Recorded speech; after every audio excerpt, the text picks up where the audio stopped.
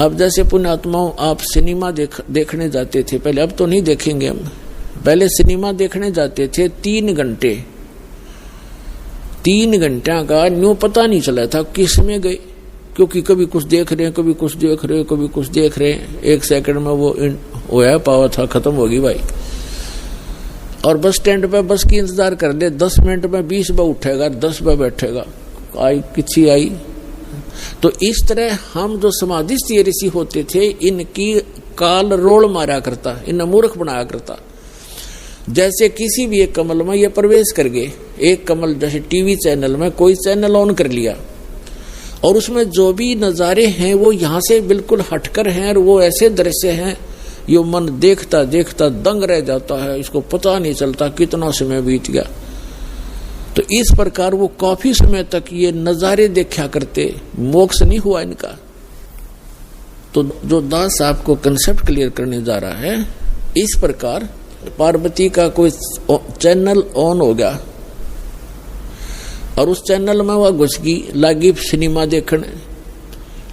अब जब सुरती चली जाती है दूर तो आभास शरीर को नहीं होता।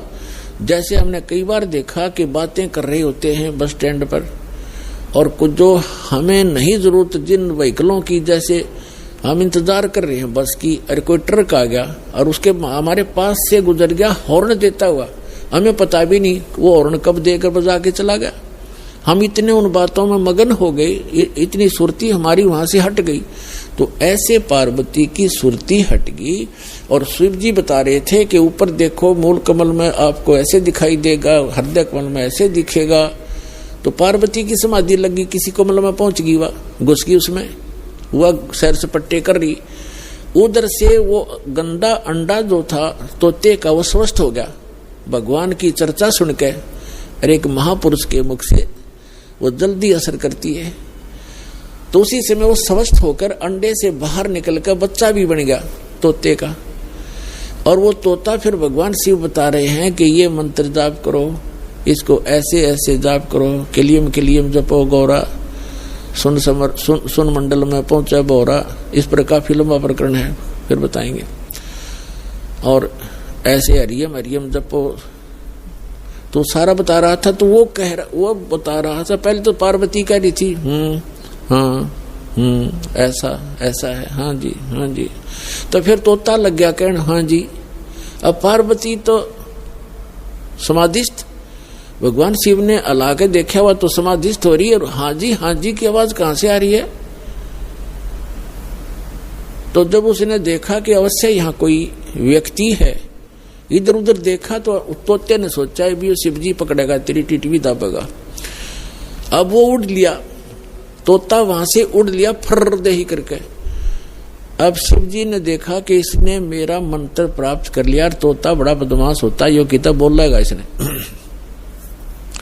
और ये ऐसे बताने से किसी व्यक्ति के हाथ लग गया। जैसे ये राक्षस क्यों बन गए, जो साधना करते थे मर्यादा तोड़ गए, सब विकार करने लग गए, और उस भक्ति की से उसमें सिद्धियां उतनी ही आ गई जो देवताओं में थी, लेकिन उनके कर्म बिगड़ गए, तो वो बराबर की शक्ति युक्त हो गए और दुखदायी एलिमेंट बन गए।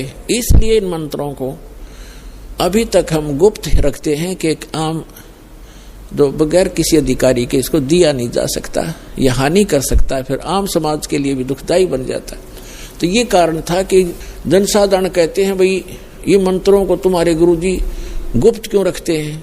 अब उनको क्या पता, जगत को भगत की मर्यादाओं का ज्ञान नहीं होता, तो श्रेयाम सार्वजनिक क्यों नहीं करते, वो सबको क्यों नहीं बताते। कोई बात है, अब आपके पास 20 लाख रुपये हैं तो बांट देना सबको, खड़ा होगा गली में बांट दे, 10-10 रुपये, 100-100, 500, 1000-1000। जब तेनों कहेगा कौन से बेटे ने दूं, जो सा ठीक ठाक रखे, खराब ना करते। तो ये एक अनमोल धन है, ऐसे नहीं बांटा जाता। तो भगवान शिव पीछे पीछे और तोता आगे आगे, दोनों में सिद्धि उस मंत्र से, वो भी मंत्रित होकर के सिद्धि युक्त हो गया और वो भाग लिया। आगे तोते का शरीर छोड़कर वेद व्यास की पत्नी ने जमाई ली, उसके माध्यम से वो सूक्ष्म रूप से गर्भ में पहुंच गया। और जब उनका मिलन हुआ पति पत्नी का, तो उस समय उसने उसमें बॉडी धारण कर ली वेद व्यास और उसकी पत्नी से, और गर्भ में रहा। तो भगवान शिव आए पीछे पीछे और कहा कि पार्वती, वो व्यास की पत्नी, तेरे पेट में मेरे ज्ञान का चोर है, मैं इसे मारूंगा। तो उसने कहा कि क्यों मारोगे, क्या गुस्ताखी कर दी, यदि कोई जीव, मुझे तो मालूम नहीं, आप तो अंतर्यामी हैं भगवान, आपने को पता होगा क्या बात होगी कि इसने मेरा अमर मंत्र चुरा लिया, सुन लिया और ये अमर हो गया, और कहीं ये किसी और को बताओगा, इसलिए मैं इसने खत्म करूंगा, मारूंगा। तो व्यास की पत्नी कहने लगी, बोले नाथ, एक तरफ तो आप कहते हो ये अमर हो गया, अमर हो गया तो आप मारोगे कैसे इसको?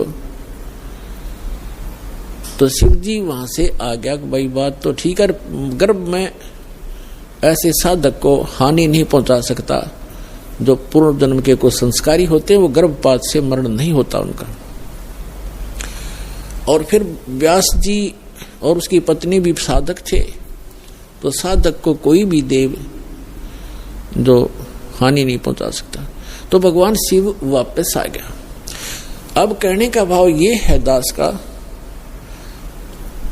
कि पार्वती जी को वो मंत्र मिला भगवान शिव से, कहा जहां पर आज हम एक अमरनाथ का मंदिर मानते हैं, अमरनाथ मानते हैं, और वहां अपने कल्याण के लिए हम वहां दर्शनार्थ जाते हैं कि हमारा मोक्ष हो जाएगा। अमरनाथ पर जाने से नहीं, अपने आत्माओं वो मंत्र से मोक्ष हुआ पार्वती का, उस अमरनाथ से नहीं।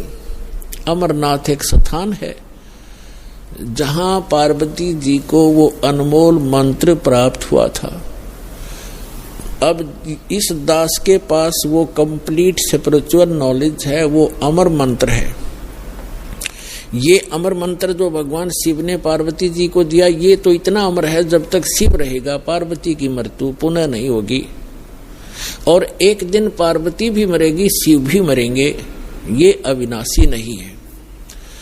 श्री इसका प्रमाण है श्री देवी भागवत 3रा स्कंद सचित्र मोटा टाइप 3रे स्कंद में गीता प्रेस गोरखपुर से प्रकाशित के 123 पृष्ठ पे भगवान विष्णु स्वयं कहते हैं, अपनी माता की स्तुति करते हैं दुर्गा की, तुम शुद्ध स्वरूपा हो, ये सारा संसार तुम्ही से उद्भासित हो रहा है, मैं ब्रह्मा और शंकर आप ही के कारण हम वर्तमान हैं, और हमारा तो आविर्भाव माने जन्म और त्रोभाव माने मृत्यु हुआ करता है, हम अविनाशी नहीं है। अपने आत्माओं, जैसे इस दास से मंत्र आप जी को बरवाला के पुराने आश्रम में मिला है, तो उसके लिए वो पुराना आश्रम अमरनाथ है जहां वो मंत्र मिला आपको। अब उस बरवाला आश्रम में माथा टेकने तो नहीं, उस मंत्र के जाप करने से आपका मोक्ष होगा। और वो मंत्र आपको ये दास कहीं भी मिल जावे, जैसे घर घर जाया करते थे हम, वो घर में मंत्र देते थे, तो उनके लिए वो स्थान है, वो अमरनाथ जहां ये मंत्र मिला था।